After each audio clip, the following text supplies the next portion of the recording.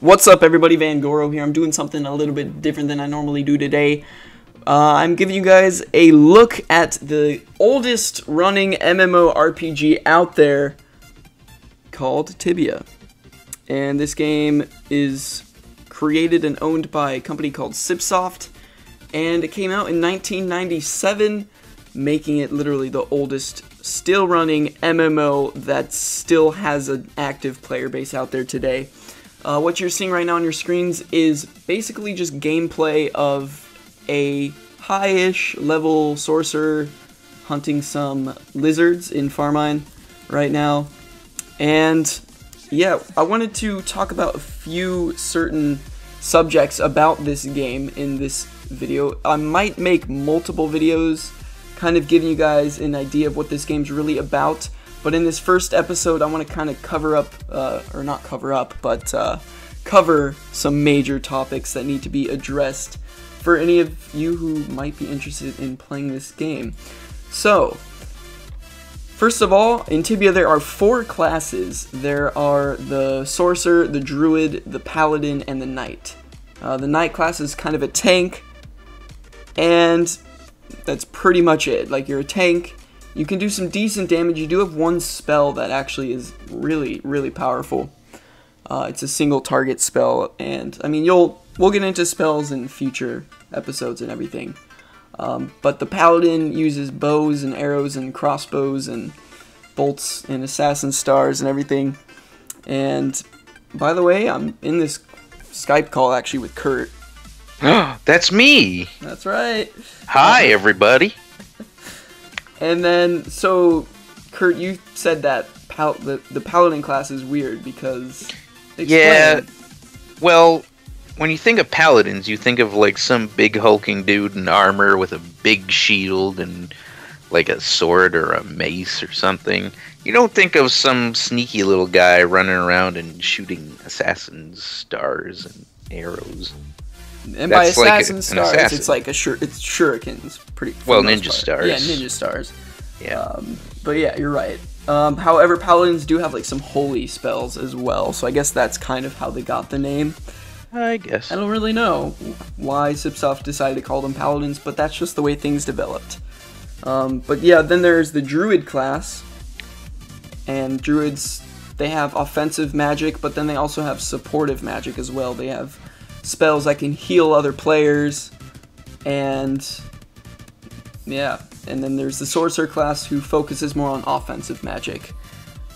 So yeah, there's those 4 classes, and I'm actually the Sorcerer class right now. You're kind of seeing what it's like to hunt something as a Sorcerer.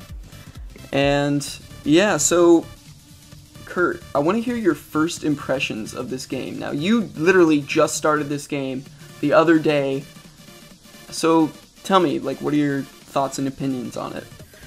Okay, well, the starting area, I didn't like it. I have to say I did not like it. And the reason for that is it's very grindy. You have to get to level 8 to get out of it, right? Mm-hmm.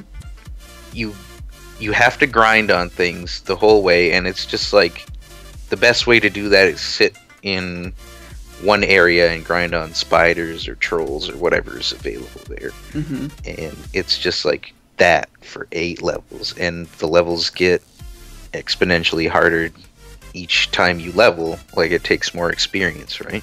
Right. So not exactly fun. You can't skip it. That was my biggest issue, is you can't skip it. So if you already know the game, if you just want to get out there and get a quick start with a new character, you can't. You have to go through there. Mm-hmm. You said even if you're premium, you still have to go through there. It just takes a little bit less time or something like that. Right. Yeah, but you still have to go through there, and I didn't like that. Aside from that, though, it's very old school. Like, the graphics are obviously old.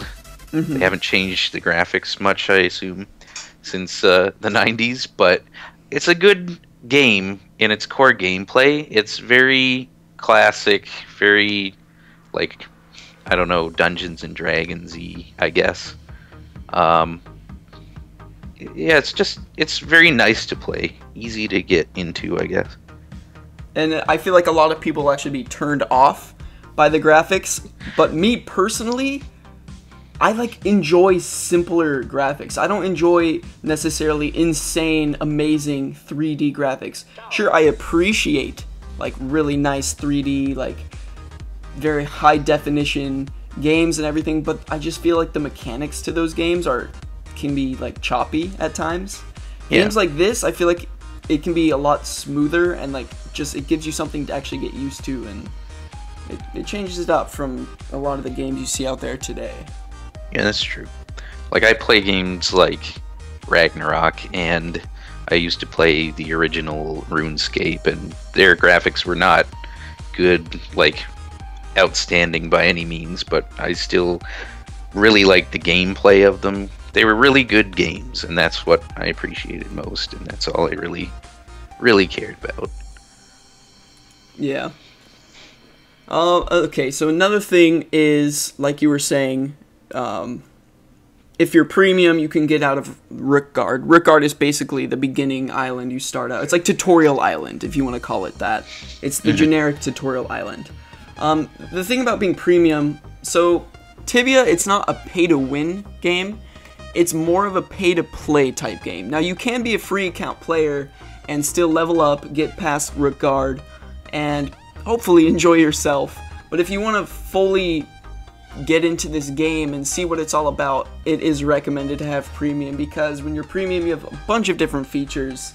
You have more spells for whatever class you are. You have more outfits that you can choose from and obtain. You get an experience bonus. There's something called stamina in this game, and stamina is pretty much it started out as an anti-botting measure. Pretty much if you can't hunt for 42 hours straight. I know it sounds nuts, like you would never do that, right? But there were botters and people were doing that, so they added in this function called stamina. And if you're a premium player, the first 2 hours of stamina that you have, you get a 50% EXP bonus. So for those of you who choose to get premium and go through Rookguard, it would be 50 or 0.5, almost, I'm just going to call it double experience pretty much. You would get out of Rookguard nearly twice as fast as a free account player, just because you get more experience. Now, in terms of like classes and everything, there's skills. So if you're a mage, you're going to focus on your magic level. You increase your magic level by using more spells and everything. You can see there's a health bar, there's a mana bar. The more, obviously, mana you use, the more your magic level is going to go up. So pretty much just using spells increases your magic level. And as a knight or a paladin, the more you hit mobs with either your bows and arrows, or your bolts or assassin stars, or your swords, clubs, or axes, or whatever, the more your melee skills are going to go up. And also there's a shielding skill as well. And knights, they advance the quickest in melee and shielding. Paladins advance the fastest in distance fighting and shielding. And then mages, of course, advance the fastest in magic level. And, you know, I don't know, I've played this game for 7 years, and it disappoints me that the Rookguard is such a turnoff to new players just because of how monotonous it is. Monotonous. I don't know if I pronounced that correctly. You're good. But yeah, it's such a shame, because I feel like this game does have a lot of potential once you get through Rookguard and experience it, because there's multiple different servers, and like me, for instance, I know when I see a player on my screen, I know who they are, like for the most part. Like, you know everyone. It becomes a community. And me, personally, I play on the hardcore PvP world Dolera. And it's just a constant, like, battle between players. It's fun. It gets really fun, and it's really competitive. You're leveling up. You're fighting for spawns all the time. Spawns as in hunting grounds. You're trying to get the best hunting ground and for the best experience and hour and everything. And there can be some pretty heated battles. Now, there are always two sides on a server. There are two sides of the war. and they're always like a leader on each team, and each team has their own like either TeamSpeak or Ventrilo server, where you can sometimes see, well, not so much anymore, but back a few years ago when the player base was at its peak, you would see like sometimes 60 players in a Ventrilo server, and you would be at these huge battles, 60 players versus 60 players in an open battle in like a desert area in the game, and you would just have your leader like calling out like, all right, everyone, target Matthias on 3. 1, 2, 3, and you would just see a bunch of different like spells and runes and everything going at the player, and you would just see them drop.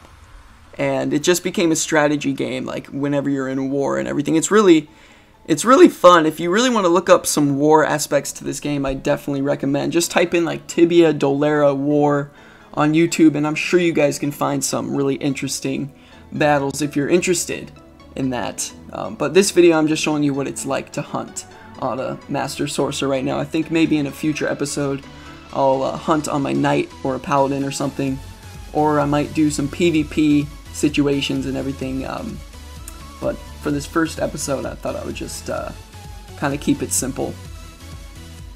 So yeah, I think that wraps up this episode. Kurt, do you have anything else to add? It's good. It's good. Alright. Well, I'd like to thank everyone very much for watching. If you want to see more Tibia, just leave a thumbs up, leave a comment, and yeah, thank you for watching again. Kurt, do you want to say thank you for watching, or do you not thank them? Are you ungrateful? Thank you for watching Jordan's video that is not about Maple. I know, thank right? You. Thank you. A message from viewers like you. Alright guys, take it easy. Peace!